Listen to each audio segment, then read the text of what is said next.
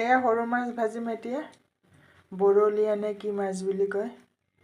60 টকা পোৱা কৈছিল, 50 টকাকৈ আনিছোঁ, এপুৱাই আনিলোঁ আৰু। তাৰপিছত এয়া পিঁয়াজ কুটি লৈছোঁ, জলকীয়াও ফালি ল'ম। এইবিলাক পিছত দিলেও হ'ব। এনেকৈ সৰু মাছ ভাজি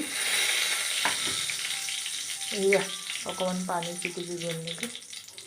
সৰু মাছ ভাজি পিঁয়াজবোৰ পিছত দিলেও গলি যায়গৈ। এইখিনি বৰলীয়া মাছখিনি খুব ধুনীয়াকৈ ধুই পখালি চালনীত দি ঝৰঝৰীয়াই পানীটো এই কটুৰীত লৈ লৈছোঁ, বাতি।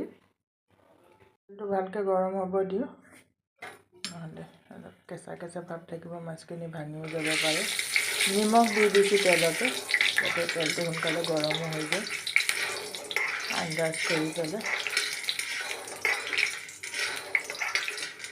এয়া এতিয়া আৰু লৰাব বগাব নোৱাৰোঁ, পূৰা এক চাইড সিজি লওঁ, তাৰপিছতে লৰাম। দুটামান ৰাখি দিছোঁ বাৰু এপোৱা মাছৰ। এইকেইটা এটা বেলেগ কাম কিবা এটা কৰিম। এইকেইটা মাছ ৰাখি দিছোঁ, এইকেইটা নেক্সট ট্ৰিপত ভাজিম, মানে পিঁয়াজ নিদিয়াকৈ ভাজিম এই মাছকেইটা।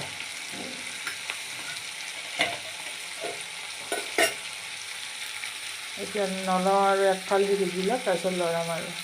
গোটাই দিয়াৰ পিছত ৰূপৰেখা 4-5টাকৈ ভাজিলে বাৰু গোটা গোটা হ'ল হয়, কিন্তু ইমানখিনি আৰু ভাজি বহুত তেল লাগে তেনেকৈ। সৰু মাছত তেল বেছি লাগে, সৰু মাছত তেল নাথাকে, কিন্তু ভালো লাগে সৰু মাছ খাই। মেইনলি এই বৰলীয়া মাছটো, মোৱা মাছো ভাল লাগে বাৰু, কিন্তু বৰলীয়া মাছটো ইমান তিতা নাথাকে। মোৱা মাছৰ কিছুমানত অলপ তিতা থাকে, মানে দৰিকণা মাছবোৰ অলপ তিতা থাকে চাগে।